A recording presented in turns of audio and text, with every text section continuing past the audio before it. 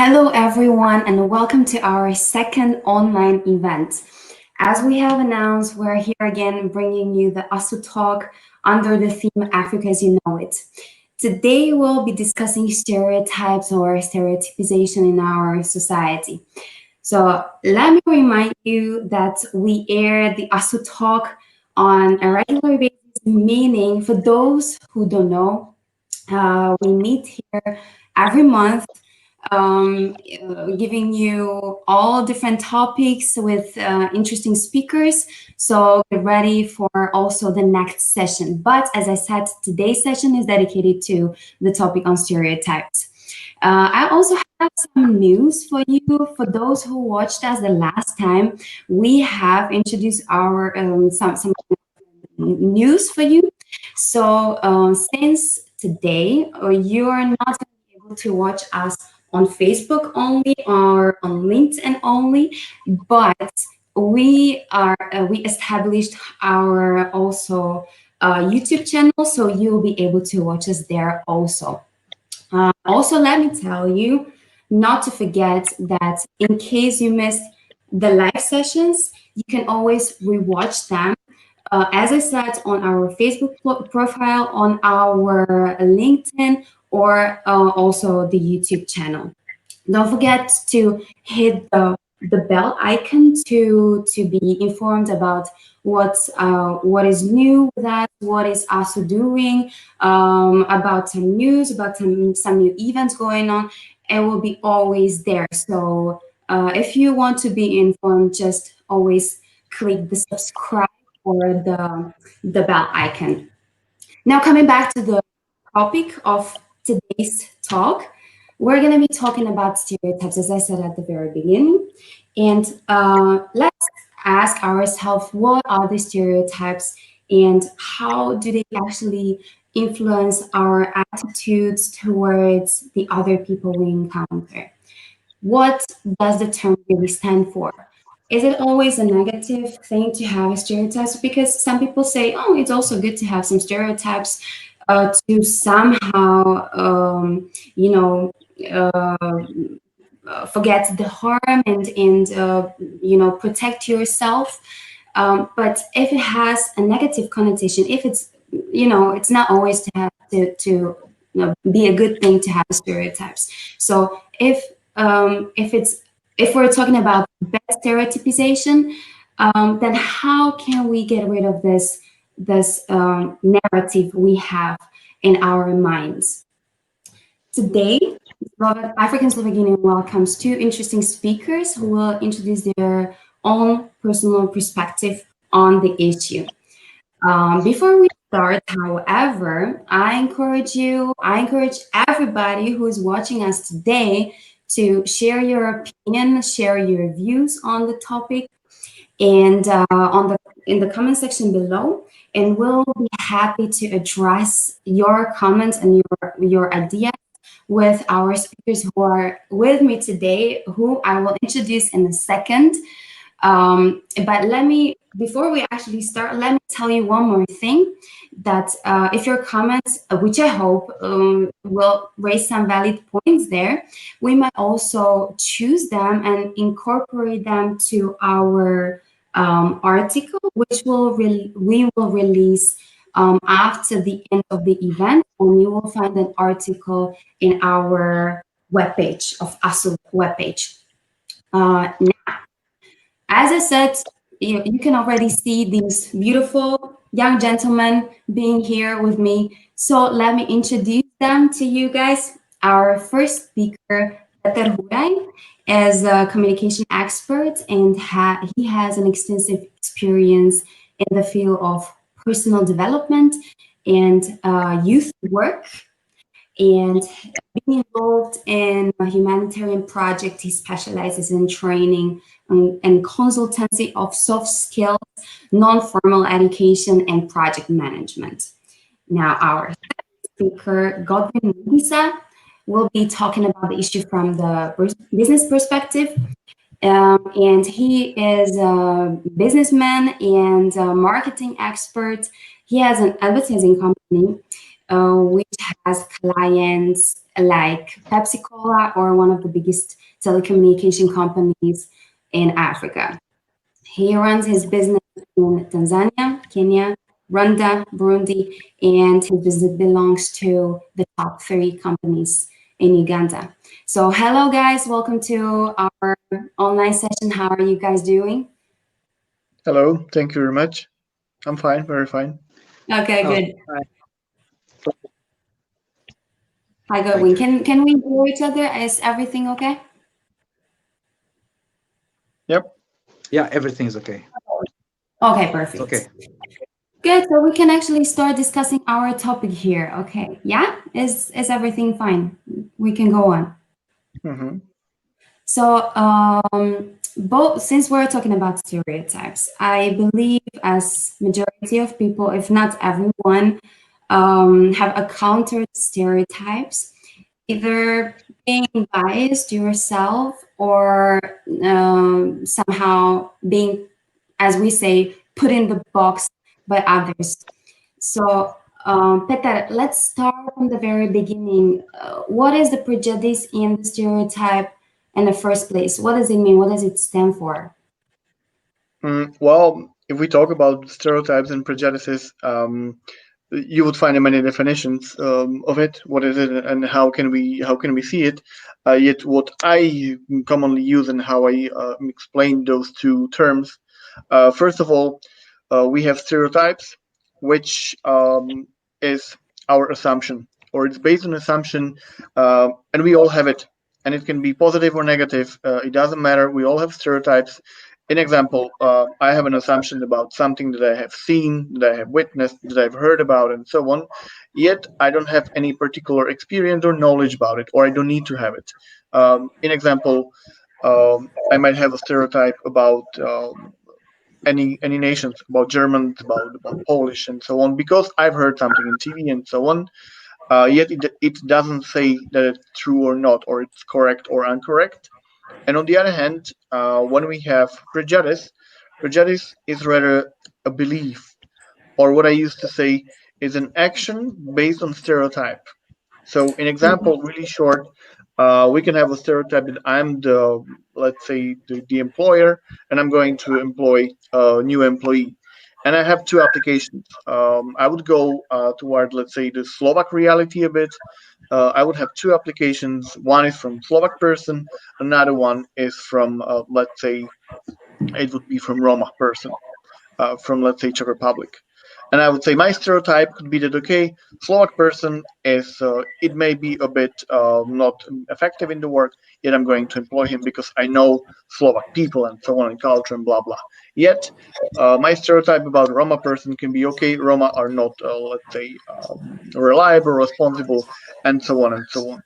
None of them can be true or can be really related with those exact people, in those exact persons, but still I can have it. I can have also positive stereotype that, okay, let's say I know that when I hire one person, he's gonna be funny or she's gonna be funny, and I'm gonna have a lot of Mhm. fun with the person. Yet with the other, sometimes not.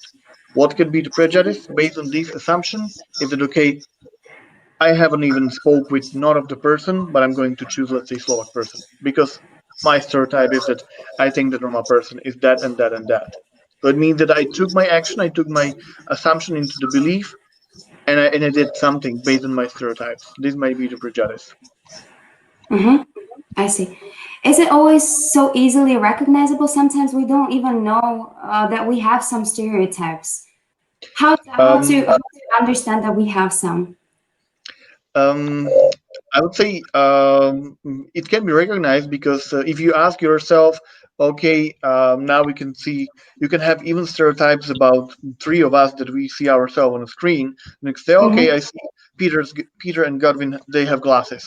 And people with glasses cannot They're read, cannot smart. drive well, or something like that. Okay, so Or you see, my first assumption, what first thing come to my mind is that you guys are smart because it gives you an image of being smart. So this Mhm. will be my stereotype, right? I Yeah, guess. and that's a very good example that Mhm. my stereotypes can be negative and positive. Negative could be Yeah. they can drive well, yet positive can be they're smart. So I would say all of us, we have stereotypes. It could be referenced, as you said, as a first assumption or first thing that first thought that comes to our mind when I see some, let's say, nation, let's say, social group of people, or I see just some Mm-hmm. characteristic, how person looks like, and so on. And it's my first assumption how I see this is stereotype. This is first assumption that I have about a person or a group or characteristics of such a person. So I would say Mm-hmm. it's really easy to recognize we have stereotypes. What is a bit more difficult and let's say a tackle to is a prejudice, because prejudice is usually an action taken by stereotypes, and it might be really sensitive because usually prejudices are really negatively connotated. So that might be a bit tricky. But regarding the stereotypes, we all have them. So Okay. When it comes to this negative stereotypes we mentioned, as I said at the introductory part, some people say it's also good to have a negative stereotypes of negative prejudices, since it works somehow as a protection towards potential danger.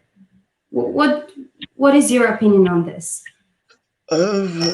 yeah, I mean, I would say there's many things that since our evolution, that as a human we've been evolved, that we are constantly, let's say, in sense of danger, because danger Yeah. was always there, and trying to be how to say, be careful regarding the danger. Yet I would say regarding these kind of topics, stereotypes and prejudices, it's really tricky because there could be many interpretations, and there's a huge diversity in what is dangerous for me cannot be, doesn't need to be dangerous for you. And really the general problem that I would see regarding the stereotypes is when someone is legitimating them or makes them legit, that is Mm-hmm. completely fine, and according to me I'm not doing anything bad to you. But I guess we're going to talk more through that. It's good to have stereotypes. The problem is when it takes stereotypes into the prejudices because of our beliefs and into the action, and then it could be really dangerous. Even I can say, yeah, no problem. I'm just trying to avoid myself being endangered. But we still need to ask the second side or the someone who is related. Is it also okay for you?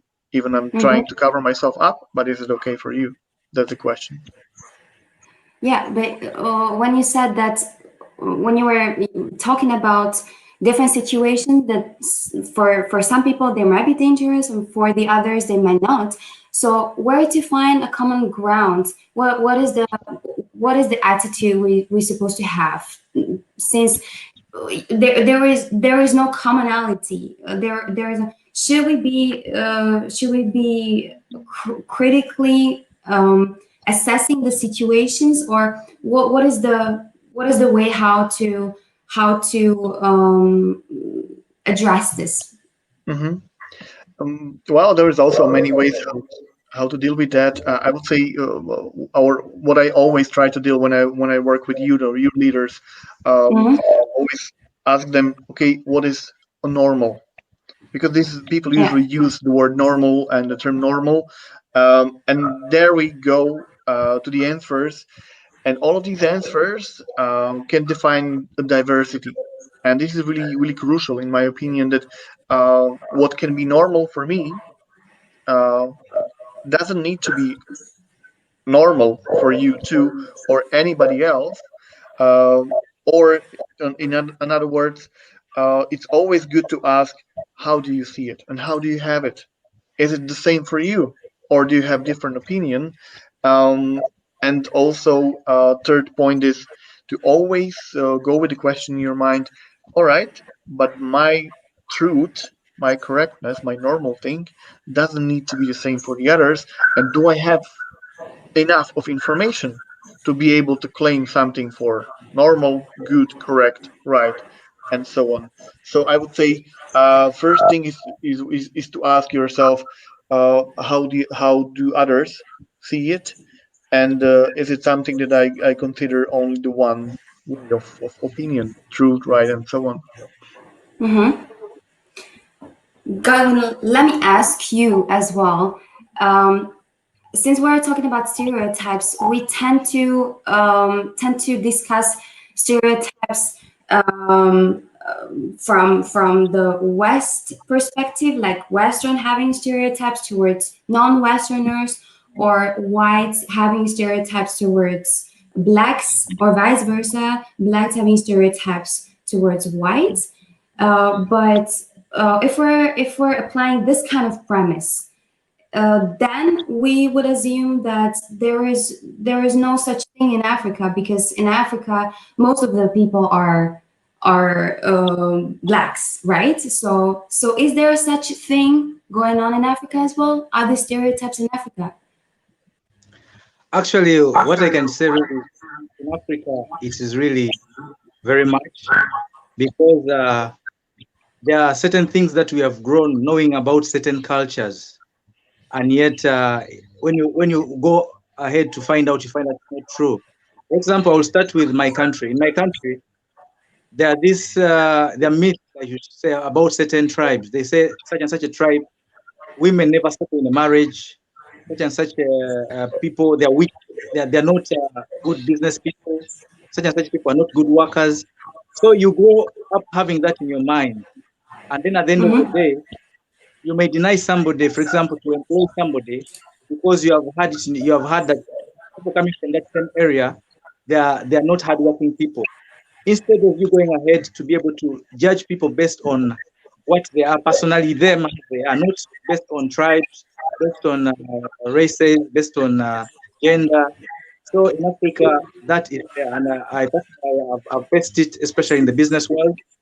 I come from, I'm a Ugandan, based in Tanzania, but I find that sometimes I fail to identify myself as a foreigner because I want to get business. Somebody may receive you with open arms, is willing to do business with you.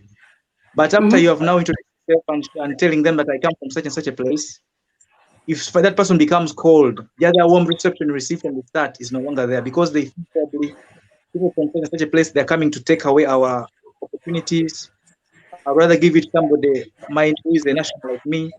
So in Africa, it is very much in terms of religion, in terms of cultures, in terms of gender, that certain women can't do such and such a thing. But women have proved so wrong that actually there are certain kind of jobs that women can do them very well. We have here policemen, police women do job very well, but we grew up knowing that certain things are not made for certain people. So in Africa, it is well very much there. Yeah, so basically what you're saying, there are many categories we tend to use to stereotype, right? Or to have these biases. That also actually relates to the question we just received from Frank Embry on Facebook, who is asking, why are we not talking about stereotypes that are a product of unequal power relations within the context of racism and white supremacy, right? So you touch upon it, like there are also these categories that we tend to use when we have biases towards the others, right? Yes, very much. How is it? And How is your experience when from the business perspective?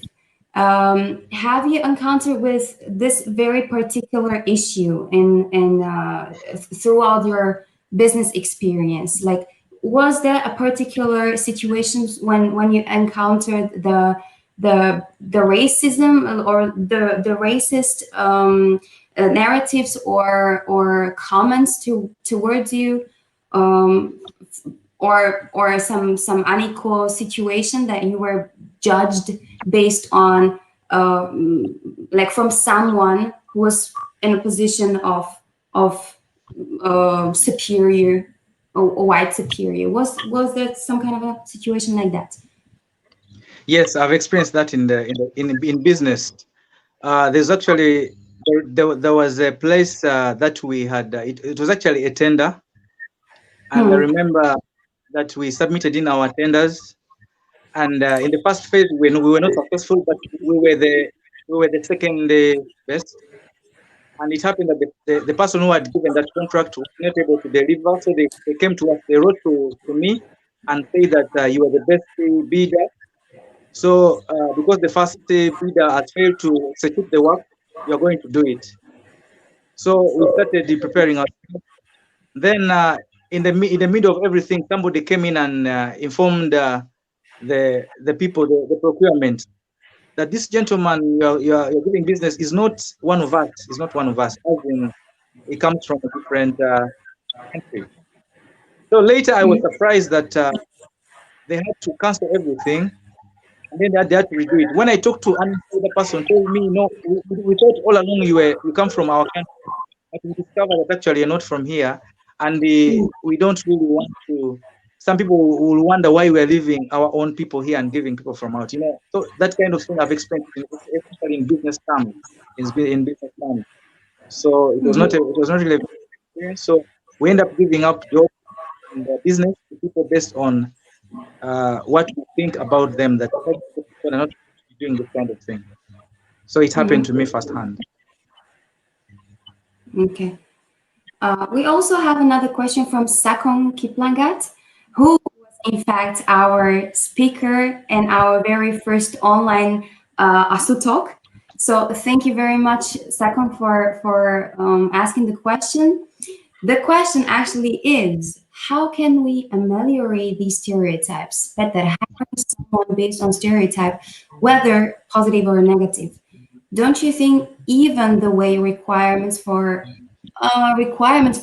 recruitment of job incorporates some form or of stereotypes? Some people are not hired for a job that they could actually do because they lack a university degree. That is a good question.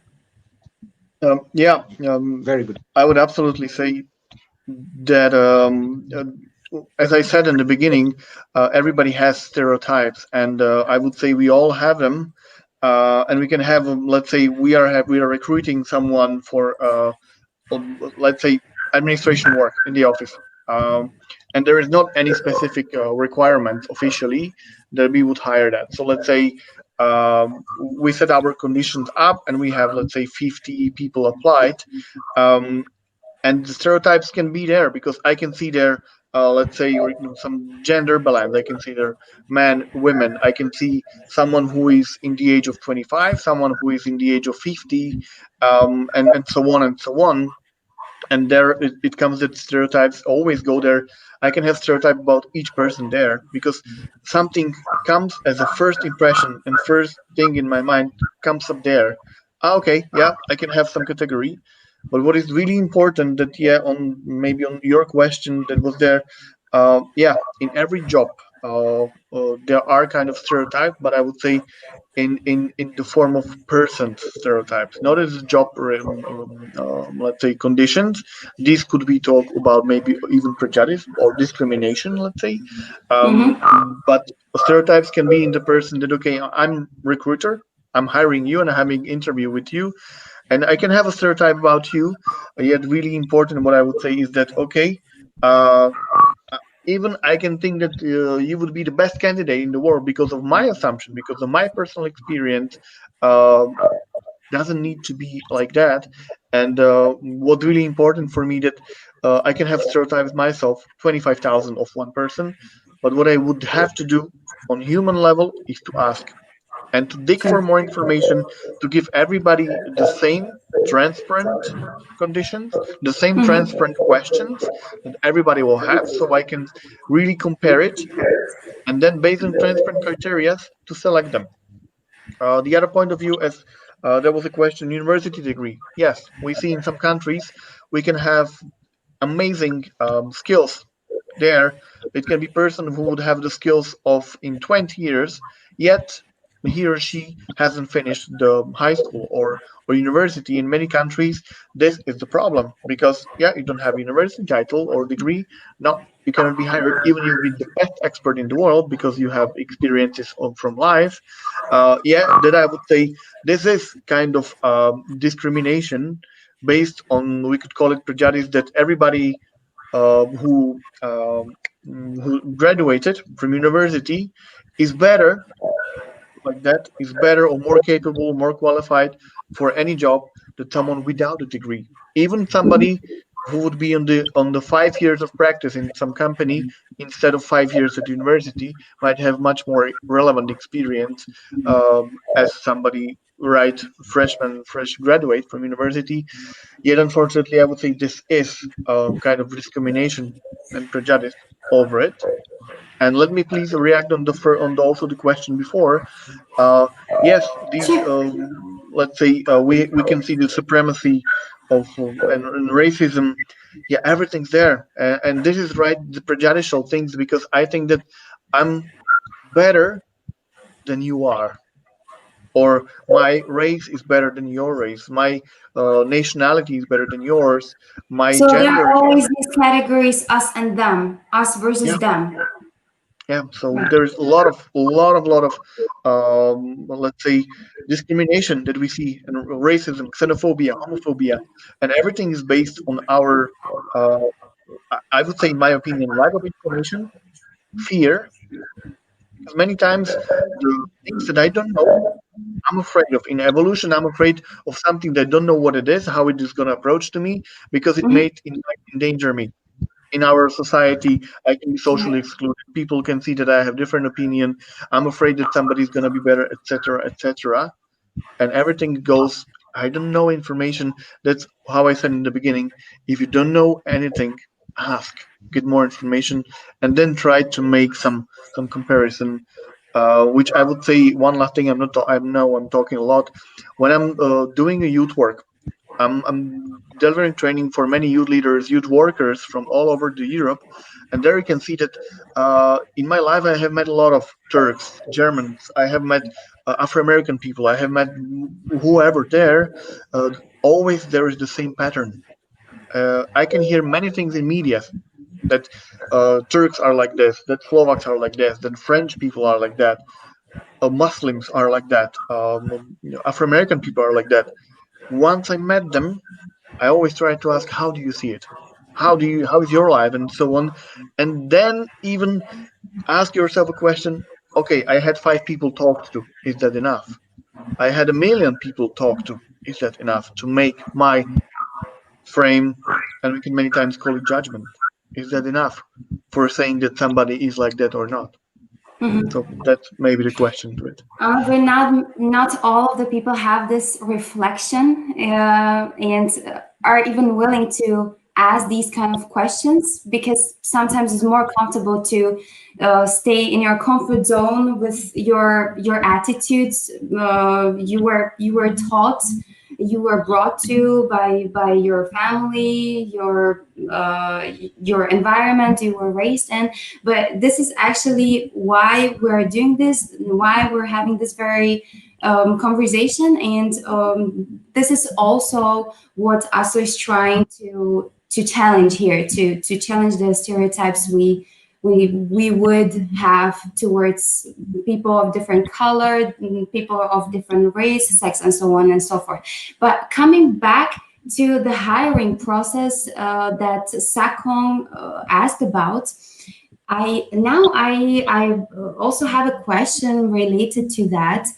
There has been a discussion going on whether to put a picture on your CV or not, because since we know that based on appearance, we immediately think of these categories. Oh, this guy has darker color, or is a woman, is not a man. So we might be looking for the man might be more suitable for the job position, and so on and so forth, right? Or based on age, this person looks kind of old. I don't know if it's not better to hire a younger person, for example. So, what do you guys think, Godwin? Also, from your perspective as an entrepreneur, when you are employing, or if you're in a process of employing people, do you also consider these kind of things? What do you think? Is it better to put your picture on CV there, or what is your approach to this? What I can say about, it depends also on the type of job you're applying for. For Okay. example, in the marketing, sales and marketing, sometimes even the physical appearance can help you in selling your product. So Yes, it helps in selling the product. So most times, if you notice, when it comes to sales, depending on what you're selling, for example, if you are selling a beauty product, you would really want to have somebody who will actually represent what you're selling in terms of appearance, maybe has a striking kind of appearance. That when he's going to sell that product, these people will relate the product you're selling to this person, the appearance of this person. So there are some situations that you can't avoid them. You can't avoid them because you may find that maybe I'll give you an example. This is a little bit outside the business. There was this American Idol, that musical show that people were choosing the best singer. You find that some best singers were not chosen because of their appearance. They're going to look at in terms of selling. If you're going to have a CD on the cover, which image will be able to be sellable? For example, somebody is so fat, and then there's somebody maybe has a good appearance in relation to music. So this also depends the kind of product that you're going to sell. It may not be unavoidable to go into those small details in terms of the appearance, in terms of the person articulates things, in terms of, so it is, to some extent you have to apply that. You may need to attach their photos based on what you're selling, and then probably, but also you may be wrong. You may see somebody's appearance good, Mm-hmm. but this person may be able to fail to sell the product. It also happens that way. And somebody that appearance is not that striking, is very good, is confident, is articulate, he knows how to bring out the product to package it well by the words that he uses. So it can go. It's a 50-50 situation. It's a 50-50 situation. So it always depends, right? But now that I think about it, we might be actually superficial in nature, right? Now when when I think about it, some people say that beauty sells, right? Isn't it so? Especially in your area, right? It might be the case, as you said. Yeah, depending on the product you're selling. Sometimes you have to go for beauty. Mm. Yes, you have to go for beauty. Mm-hmm. What is your opinion on that, Peter? Do you So think that we should and attach picture? Yeah, you wanted to say something, Godwin. yes, I Godwin? wanted to Yeah. say, uh, yes, what I wanted to say. For example, if they're going to employ some people in the army, I've noticed that how you present yourself also matters. There's someone, they look at you and then they say, this person, the appearance, I don't think it doesn't look like somebody who can be able to withstand the kind of situation that we're going to face in this kind of profession. So it Mhm. is it is there. It is there. You sometimes have to. Peter? I would like to, yeah, thank you very much, Godwin. For example, with the Americans Got Talent or similar, let's say, competitions. As I always tend to say, yeah, there is always, in my opinion, need for transparency and openness. Why? Let's say, okay, we are looking for a singer, for the greatest singer in this year. Uh, this is our highest interest of it. Then, of course, we are looking for somebody who is really good singer, and we shouldn't care much about his or her appearance, about his or her background, and so on and so on. Yet, also, what you mentioned, I would totally agree that unfortunately, and entertainment business and like medias and so on itself, and like what sells, we were going to say, in my opinion, it would be okay if they select someone who has, let's say, let's cover it into the beauty face and beautiful face and so on. Yet, in my opinion, it should be really, really transparent and open and set from the beginning. Yeah, guys, we have, let's say, three of you. One of you can be the best singer, and let's say we can have a person who is, let's say, overweight, but can sing the best out of the three of them in terms of singing, and there are two more people. That there is, let's say, a woman who is, let's say, we can say in this sex symbol, and we know, oh yeah, even we are looking for the best singer in terms of singing. our also aim is to be selling the product and to do the marketing and business, so and so on and so on, but we do not claim it openly. That could be the thing that, in my opinion, this is the could go to discrimination a bit and prejudice because we don't see it.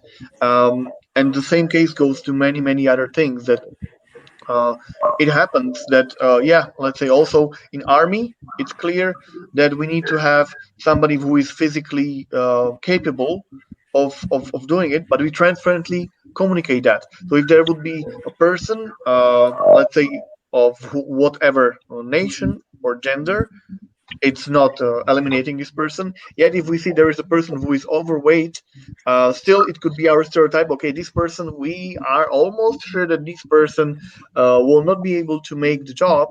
Even we still should do the chance to the person, and if there is, let's say, our clear communication, we are looking for someone who is able to make it because of this and this, and the person knows it, and we give a chance to the person, okay, to prove it and to try it, then I'm sorry, you cannot do it because we are looking for someone who might survive and who might fit it.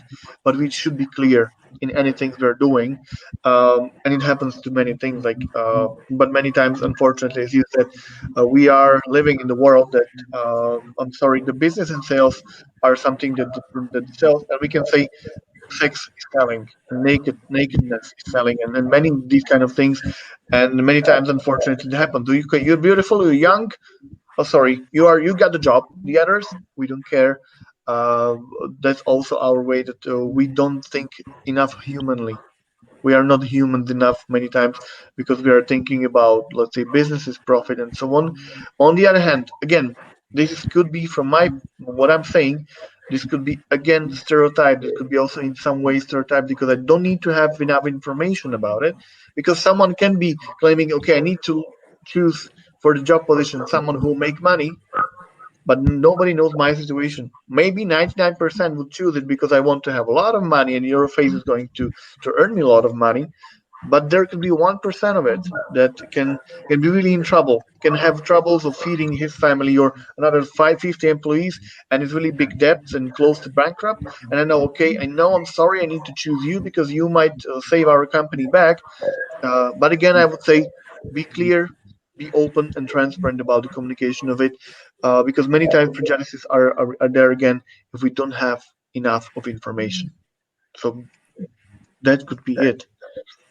Thank you, Peter. Another comment from Duncan Maina. Great discussion, guys. I applaud you for this. Thank you so much, Duncan. And we really appreciate your comment. And we're happy that you like our discussion. Hopefully, you're not the only one.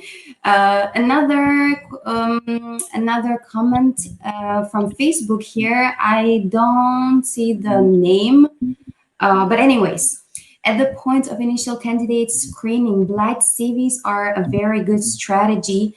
And it's not only about hiding the candidate's picture, but also their name, because very often one's name can reveal part of their identity that might face a bias. But then later during the hiring process, when you have to meet the candidate, an absolute critical practice to reduce the biases as the competency based interviewing. So first, define competencies important for a particular. From this comment is from Cultural Bridge. So yeah, I think we talked about it already.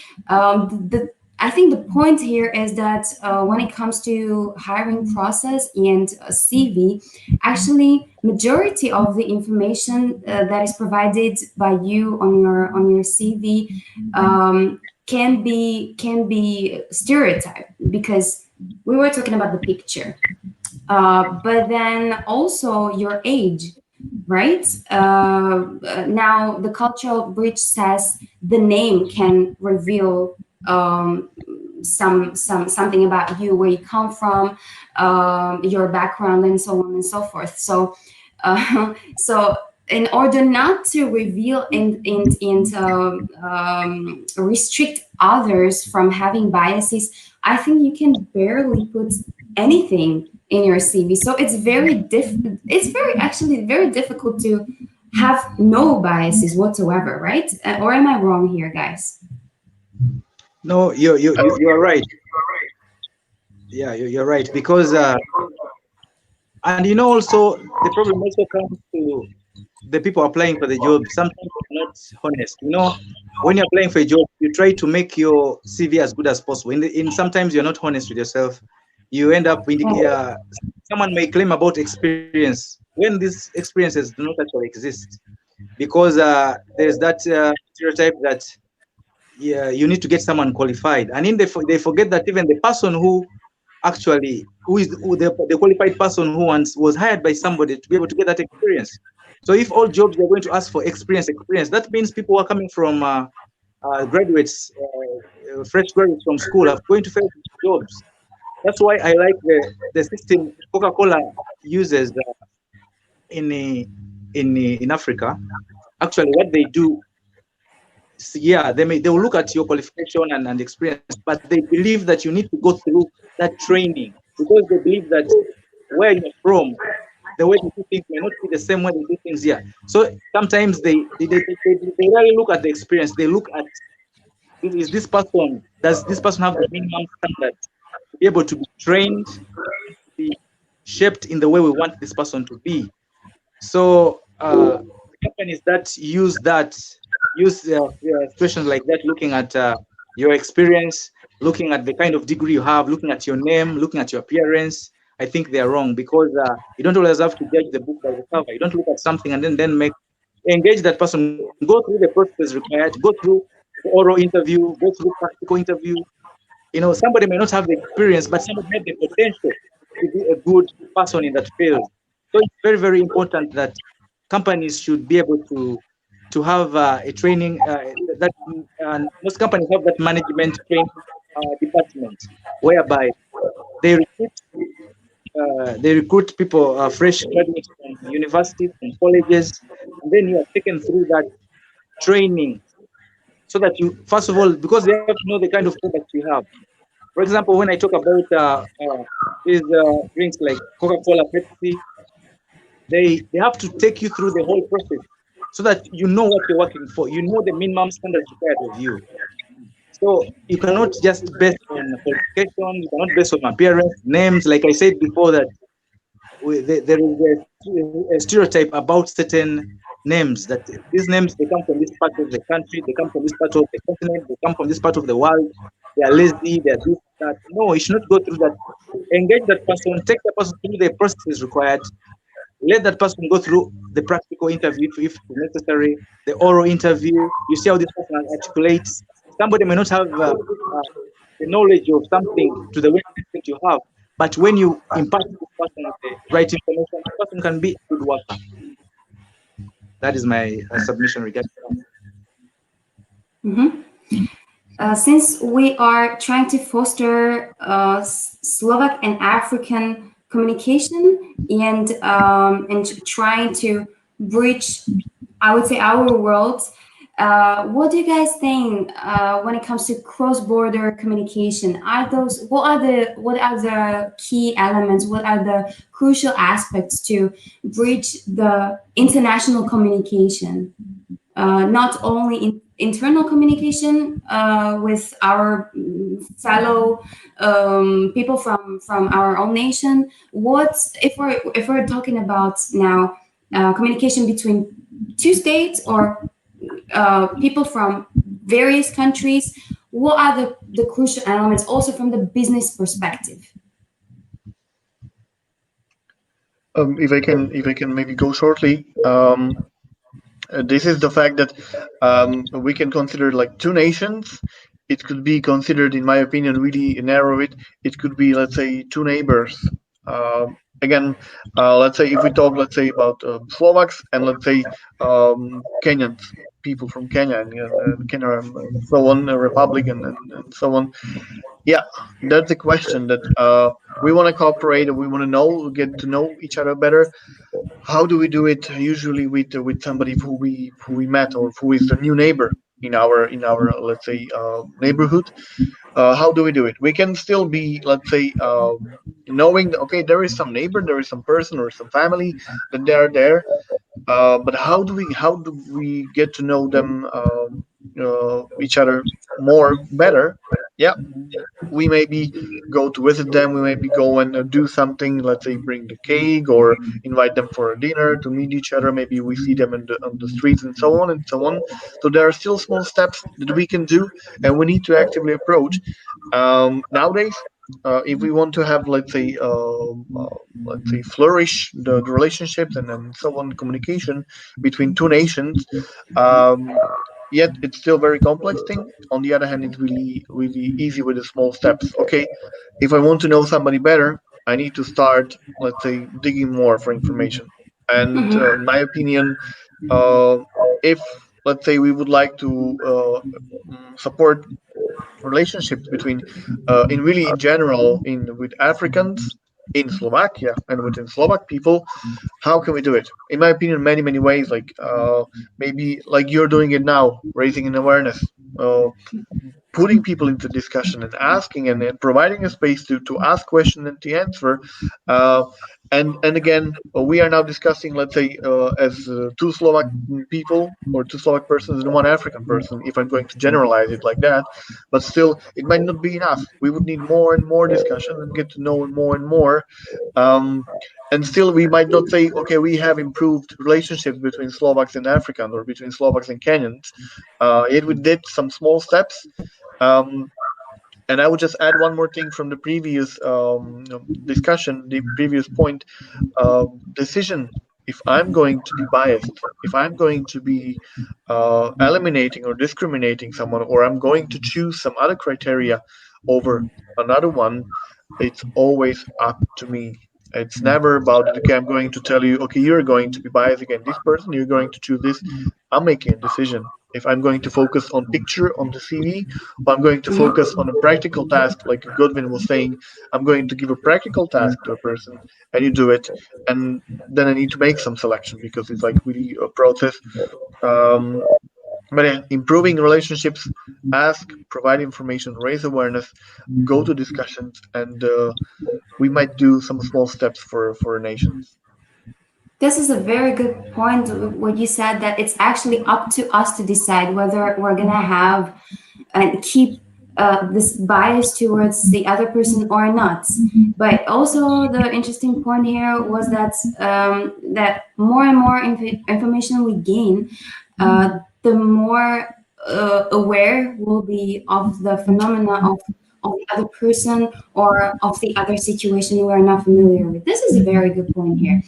Now, Godwin, what do you think from a business from your point as an entrepreneur? What are the key elements of cross-border communication? So, if you in maybe might be in the future that you decide to start a business in Slovakia, what do you think would be the most important things here for you as a businessman? Actually, already our countries are doing it.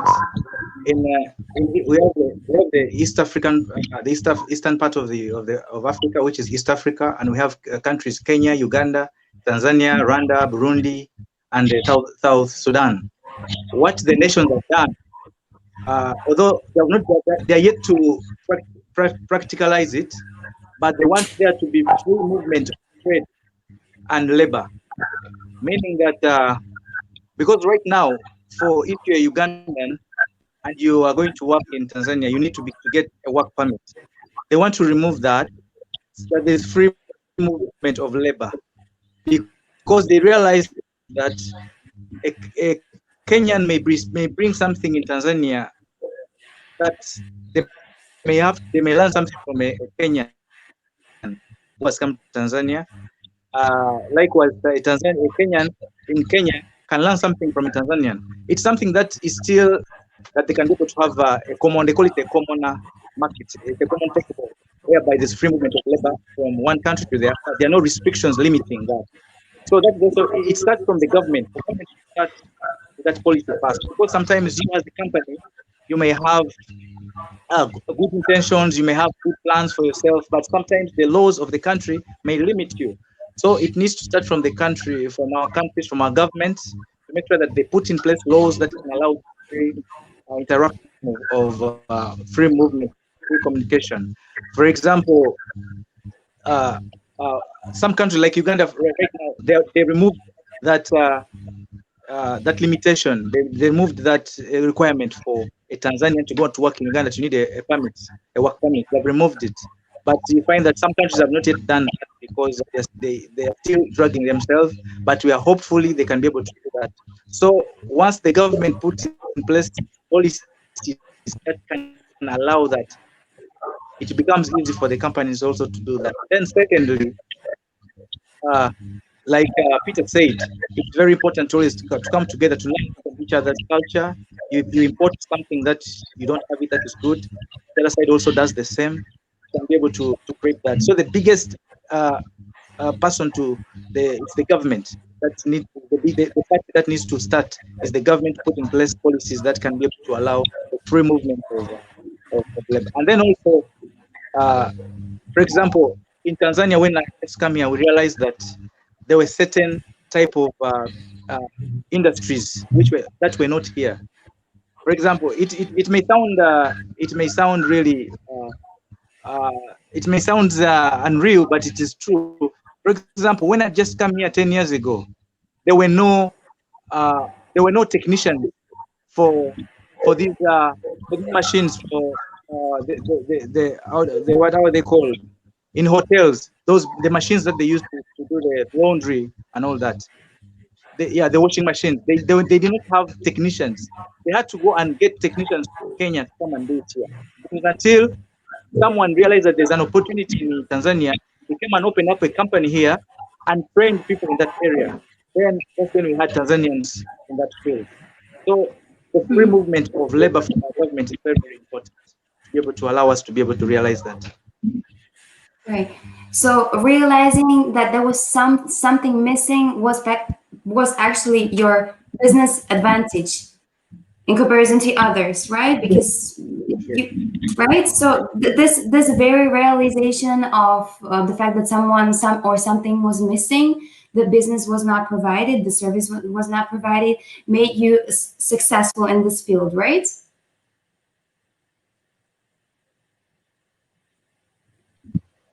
Godwin, are you there? He's back. Hello, hello. Godwin, I Yeah, don't we know. can ask the question again. Oh, sorry, I'd lost both of you. I don't know whether it was also on their side. No problem. I hope our audience will manage as well. So don't worry. I don't know if you heard my question here. What was the last thing you heard? Your sound is low. I can't hear you well. Sorry. Can you hear me now? I can hear you, but it's low. It's not audible like it was from the start. Okay, let's see if the problem, because it seems like the problem is on your side. Let's see if will be somehow better soon. In the meantime, I will ask Peter. Are those stories like Godwin's important in creating awareness about Africans in Slovakia or outside of Slovakia? Sorry, can you ask the first part of the question? I couldn't hear it well. Okay, since we have some technical issues going on here, I hope we'll be able to No, finish it's the fine. I call. just couldn't hear it well. Okay. So let me repeat the question for you once again. Do you think that stories like Godwin's are important in creating awareness of Africa and African people? Yeah, thank you. Yeah, stories. I was not sure. Definitely, I would say any story that we have from, let's say, real life situation is great.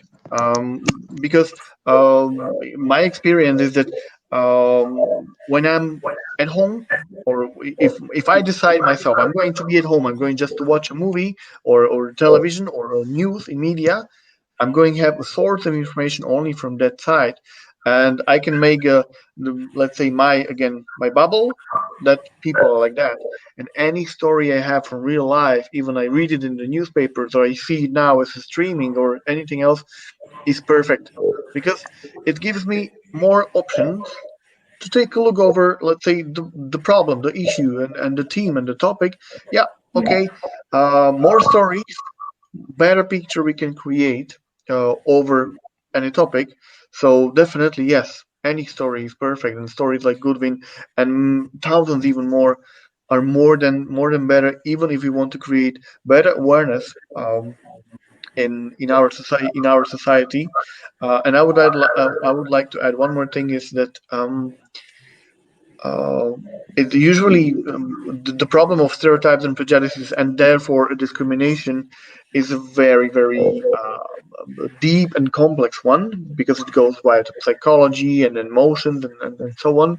But I would say uh, it's really strongly connected to our values that we have. If I Yeah. have a values of building relationships and then getting to learn more things and not to be closed and be in my bubble lonely, then yeah, I would decide, yeah, I want to know more, I want to learn more and give it a chance to anything unknown that is for me there, but I would like to explore that.